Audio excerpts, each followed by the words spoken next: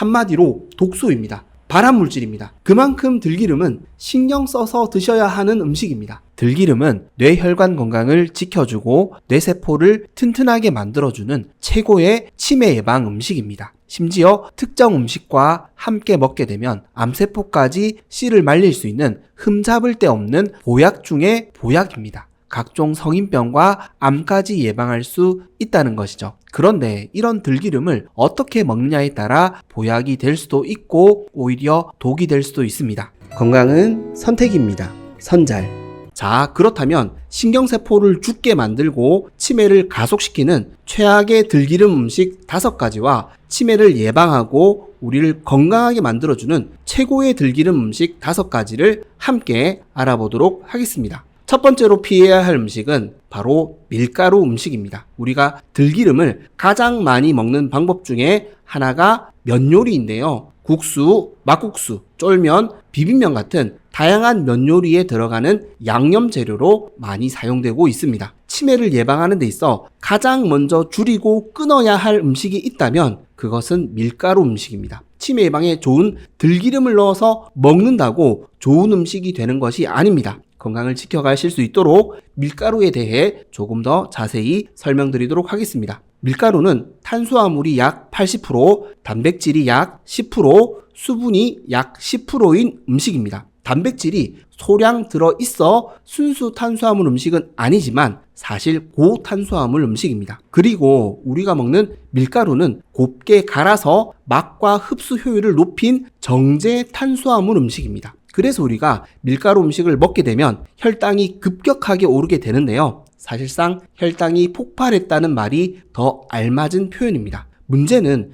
혈당이 폭발하게 되면 인슐린 저항성이 생기거나 악화될 수밖에 없다는 것입니다. 인슐린 호르몬은 에너지를 저장할 수 있게 도와주는 저장 호르몬입니다. 혈액 속에 있는 포도당을 간과 근육, 장기, 그리고 지방세포에 저장하는 호르몬입니다. 그런데 혈당이 급격하게 올라가게 되면 평소보다 더 많은 인슐린 호르몬이 분비되고 이로 인해 포도당을 우리 간과 지방세포에 더 많이 저장할 수밖에 없다는 것이죠. 처음에는 가끔씩은 별 문제가 없어 보입니다. 그런데 이 비축된 에너지를 우리가 사용하지 않고 지방으로 저장하고 있는데 또 밀가루 음식을 먹어 인슐린 호르몬이 많이 분비되면 또 포도당을 많이 저장해야 한다는 것이죠. 문제는 이 과정이 반복되면 간과 지방세포는 더 이상 포도당을 저장하지 않으려 합니다. 지방으로 저장하는 데에 한계를 느끼고 스트레스를 받았기 때문입니다. 그래서 간과 지방세포는 인슐린 호르몬을 거부하는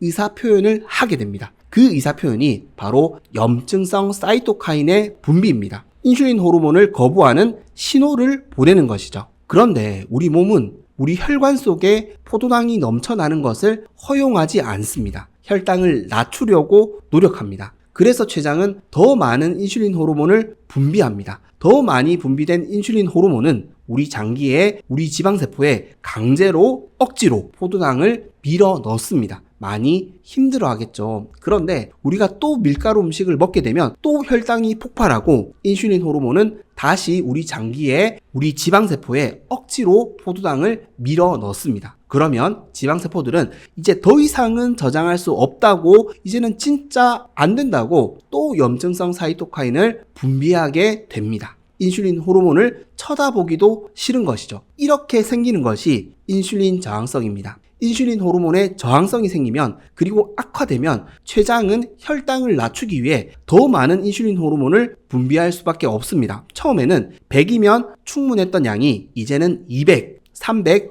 500을 분비해야 한다는 것이죠. 문제는 이렇게 인슐린 호르몬이 더 많이 분비되니 더 많은 포도당이 우리 몸에 또 저장될 수밖에 없다는 것입니다. 이 악순환을 인슐린 저항성 증후군이라 부르고 또 다른 말로는 대사증후군이라 부르고 있습니다. 그리고 이 저항성이 오랜 기간 지속되고 악화되어서 중대한 질병 단계로 넘어간 것을 우리는 당뇨병이라 부르고 있습니다. 물론 밀가루 음식 몇 번 먹었다고 인슐린 저항성이 바로 생기는 것은 아닙니다. 또한 심지어 수십 년 먹은 분들 중에서도 인슐린 저항성이 생기지 않은 분들도 있습니다. 저장된 포도당 에너지를 그 즉시 다 소비하는 행동 습관과 활동량을 가지고 계시다면 생기지 않을 수도 있습니다. 그러나 문제는 우리 몸에 쌓였을 때입니다. 포도당 에너지를 다 소모하지 못하고 지방으로 축적되는 분들이 많은 것이 문제입니다. 쌓이면 저항성이 생깁니다. 결론적으로 밀가루 음식은 우리 몸에 내장 지방으로 너무 쉽게 쌓일 수 있다는 것이 가장 큰 문제입니다. 이 내장 지방이 인슐린 저항성을 만들고 높이기 때문입니다. 그리고 인슐린 저항성이 생기게 되면 앞서 설명드린 염증이 우리 몸에 늘어납니다. 염증성 사이토카인이라는 신호물질은 우리 몸의 염증을 유발합니다. 우리 몸에 염증이 많아지게 되면 또 인슐린 저항성이 악화됩니다. 물론 처음에는 배만 나옵니다. 그런데 시간이 지나면 더 뚱뚱해지고 만성염증 상태가 되고 당뇨에 걸리고 심지어 암과 치매에도 걸리게 됩니다. 인슐린 저항성과 만성염증은 만병의 근원입니다. 이 만성염증이 뇌신경세포를 죽게 만들 수 있습니다. 뇌에 인슐린 저항성이 생기면 뇌가 줄어듭니다. 그래서 우리가 밀가루 음식을 줄여야 하는 이유입니다. 또한 밀가루 음식은 장 건강을 악화시키는 음식입니다. 밀가루 음식을 자주 먹게 되면 장 점막이 약해져 장 누수를 일으킬 수 있습니다. 장 누수가 일어나면 우리 몸의 염증은 더욱 늘어납니다. 우리 몸이 염증 범벅이 된다는 것이죠. 그래서 밀가루 음식은 무조건 줄여야 하고 우리가 할 수 있다면 끊어야 할 음식입니다. 물론 들기름을 밀가루 음식과 함께 먹으면 더 안 좋은 음식이 된다고 말씀드리는 것이 아닙니다. 우리가 들기름을 가장 많이 먹는 방법 중에 하나가 면이기 때문에 이런 음식들을 줄이자는 것이죠. 들기름이 들어간다고 해서 건강에 좋은 음식으로 바뀌는 것이 아닙니다. 건강에 좋은 음식을 함께 먹었다고 해서 안심하시면 안 된다는 것이죠. 이 합리화 때문에 우리가 건강을 망치고 있을 수 있습니다. 그래도 몸에 좋은 들기름을 넣어서 먹었다는 위안을 삼기 때문입니다. 그래서 안심하고 밀가루 음식을 먹게 된다는 것이죠. 우리가 밀가루 음식을 줄이는 만큼 더 건강한 삶을 만들 수 있습니다. 치매도 더욱 멀어지게 만들 수 있습니다. 그렇다면 우리는 들기름을 어떻게 먹어야 할까요?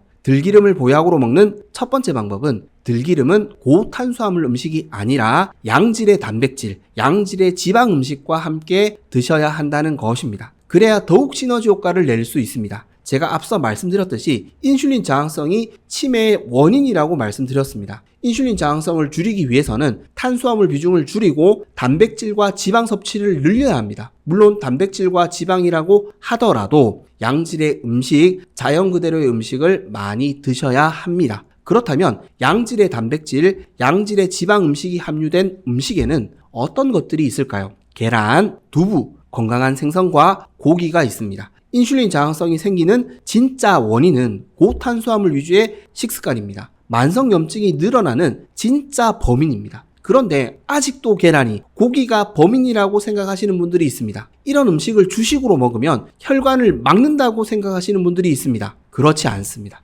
혈관을 막는 원흉은 중성지방과 염증입니다. 콜레스테롤은 이 혈관을 치료하기 위해 사용되는 성분일 뿐입니다. 혈관에 중성지방이 넘쳐나고 혈관벽이 약해지고 혈관에 상처가 생기는 이유는 고탄수화물 위주의 식사 때문입니다. 계란과 고기는 범인이 아닙니다. 그리고 양질의 단백질과 지방, 그리고 채소를 주식으로 하는 저탄고지 식단은 인슐린 저항성을 낮추고 염증을 줄여주는 식단입니다. 치매를 예방하는 식단입니다. 계란, 두부, 생선, 고기를 많이 드셔야지 뇌에 필요한 영양소들을 풍성하게 공급할 수 있습니다. 이런 음식들을 주식 식단으로 삼아야 뇌가 줄어드는 것을 막을 수 있습니다. 그리고 이런 음식들에 오메가3 지방산이 풍부한 들기름까지 함께 섭취해 주신다면 혈관은 더욱 튼튼해지고 우리 뇌는 오히려 커질 수 있습니다. 우리 뇌는 수분을 제외하면 대부분 지방으로 구성되어 있습니다. 그렇다면 우리는 치매 예방을 위해 무엇을 많이 먹어야 할까요? 지방입니다.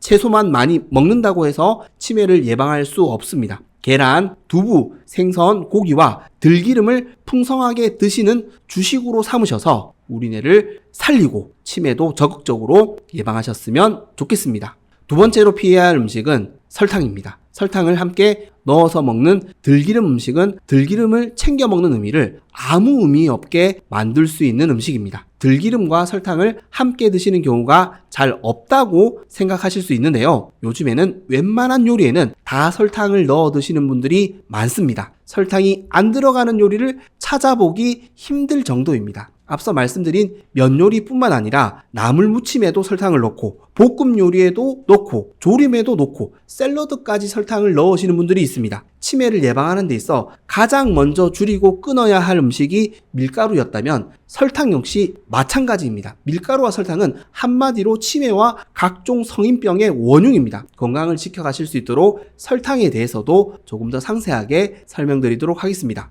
설탕이 치매를 예방하는 데 있어 심각한 위협을 미칠 수 있는 이유는 설탕의 절반은 과당이기 때문입니다. 설탕은 포도당이 절반, 과당이 절반인 음식인데요. 설탕 자체가 포도당 때문에 혈당을 급격하게 올리는 것도 문제이지만 더 큰 문제는 과당이 있습니다. 왜냐하면 과당은 지방으로 우리 몸에 가장 빨리 저장될 수 있는 영양소이기 때문입니다. 즉 비만을 가장 빨리 만들 수 있는 음식이 설탕이며 인슐린 저항성을 가장 빠르게 악화시킬 수 있는 음식이 설탕입니다. 바꿔 말하자면 우리 뇌를 가장 빨리 줄어들게 만들 수 있는 음식이 바로 설탕입니다. 설탕은 심각한 음식입니다. 대수롭지 않게 생각하시는 분들이 이제는 너무 많으신데요. 잘 생각해 보십시오. 당뇨병은 흔한 질병이 아니었습니다. 우리나라도 그렇고 기타 선진국들도 마찬가지입니다. 그런데 설탕 섭취가 늘어나자 어떻게 되었나요? 당뇨는 매우 흔한 질병이 되어 버렸습니다. 전 국민의 절반이 지방간인 시대가 이미 도래했다고 말씀드린 적이 있는데요. 문제는 그 다음 순서는 당뇨이고 당뇨 다음은 치매이기 때문입니다. 실제 치매 환자는 폭증하고 있습니다. 문제는 이런 심각한 상황임에도 불구하고 우리가 설탕을 얼마나 많이 먹는지에 대한 인식이나 경각심이 이제는 거의 없어졌다는 것입니다. 이제 설탕을 안 넣는 요리가 거의 없습니다. 물론 설탕을 최대한 줄여 건강한 식단을 만들어가고 계시는 분도 있습니다. 그런데 이런 노력을 하시고 싸워 나가시는 분들이 많지 않다는 것입니다. 만약 이런 노력을 하시는 분들이 많아지고 있다면 치매 환자 수는 줄어들어야 합니다. 그런데 줄어들 기미가 보이지 않습니다.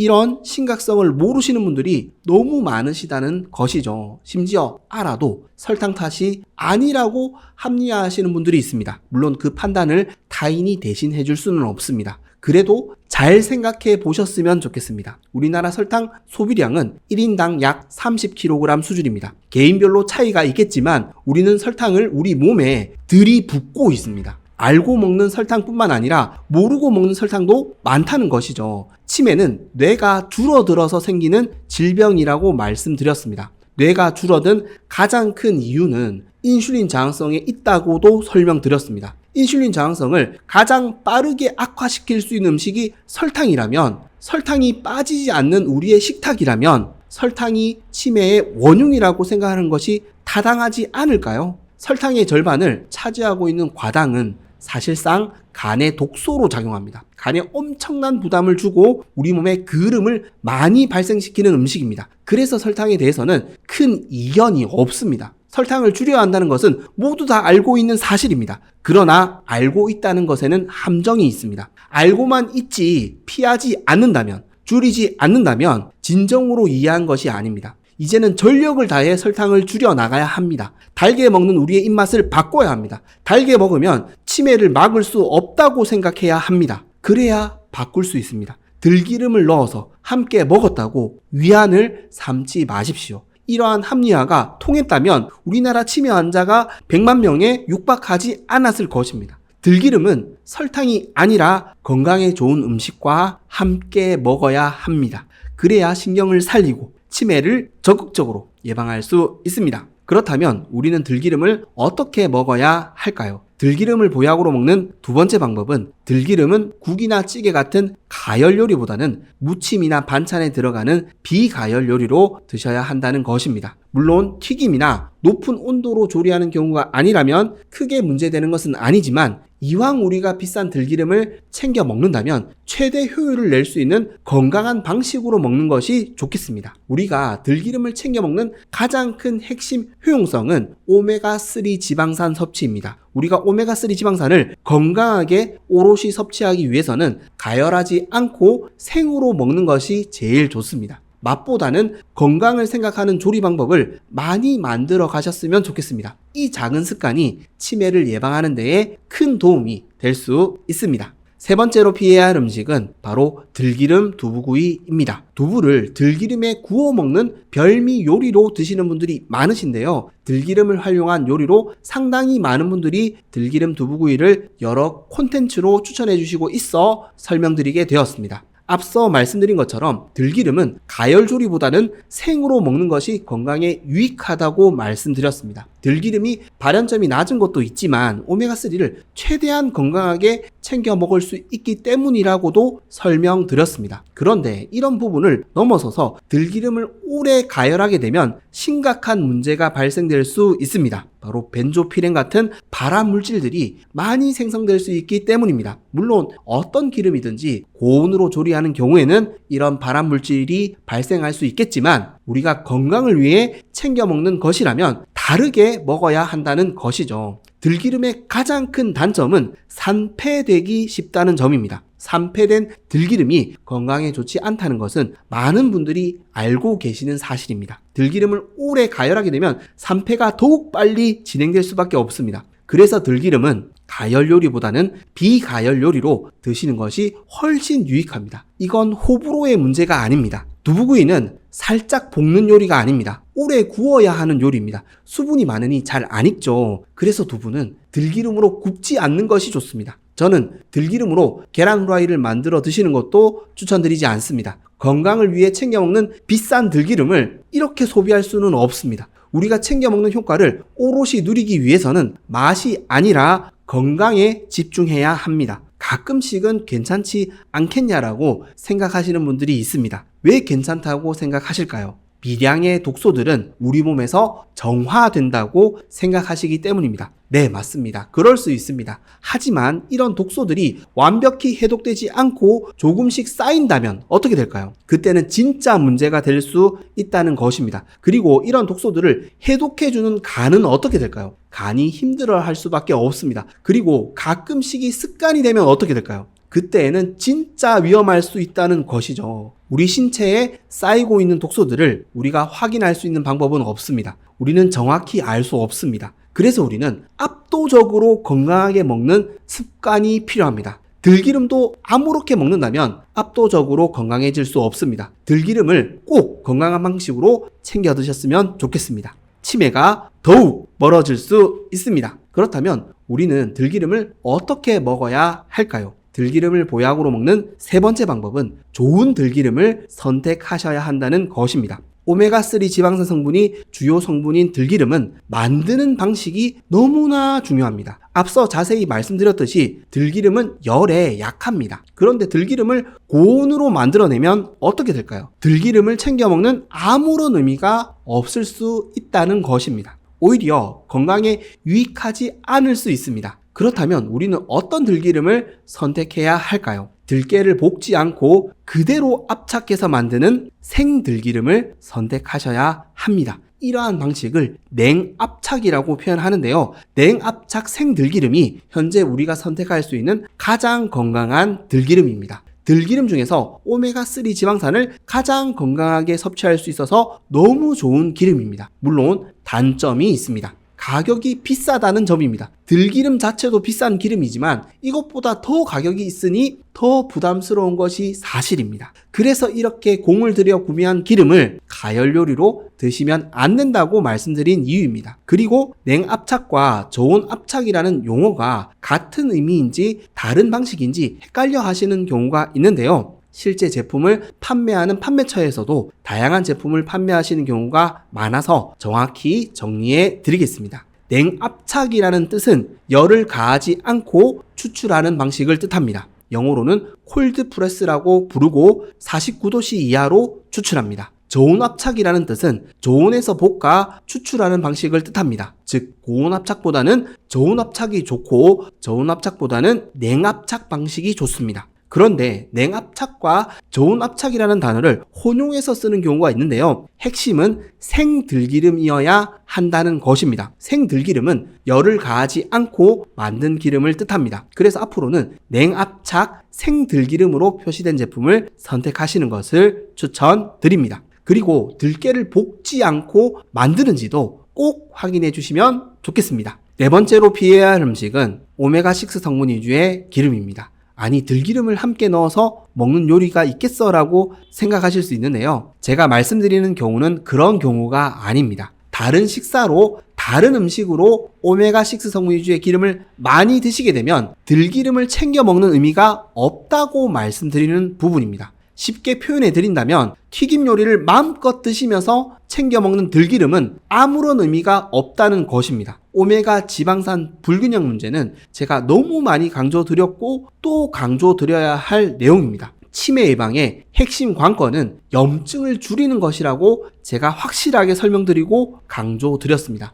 제가 지속적으로 반복해서 강조드리는 이유는 그만큼 우리 식단에서 해결해야 할 심각한 문제이기 때문입니다. 그냥 반복해서 말씀드리는 것이 아닙니다. 오메가6 성분 위주의 기름을 줄이는 것이, 이런 기름이 많이 들어갈 수밖에 없는 가공식품을 줄이는 것이 치매를 예방하는 핵심 관건이 되기 때문입니다. 제 얘기를 들으시고 조리용 기름을 바꾸셨습니까? 가공식품을 줄이셨습니까? 바꾸지 않으셨다면, 줄이지 않으셨다면 이번 설명을 꼭 자세히 들어주시고 앞으로는 꼭 바꾸셨으면 좋겠습니다. 그렇다면 오메가6 함량이 높은 식용유는 왜 우리 건강에 안 좋을까요? 우리가 이미 오메가6 지방산 과다 섭취라는 문제에 직면해 있기 때문입니다. 우리는 다른 음식들을 통해 이미 오메가6 지방산을 더 많이 섭취하고 있습니다. 그런데 오메가6 지방산 위주의 기름까지 섭취하게 되면 불에 기름을 붓는 일이 벌어집니다. 염증이라는 단어에는 불이라는 의미가 들어 있습니다. 이 불을 더 키우는 것이 오메가6 지방산입니다. 오메가6 지방산 과다 섭취로 오메가 지방산 균형이 깨어지게 되면 우리 몸에 염증이 늘어납니다. 폭발합니다. 암과 치매의 근본적인 원인이 염증에 있다고 말씀드렸습니다. 즉, 이러한 염증을 늘릴 수 있는 것이 과도한 오메가6 기름 사용입니다.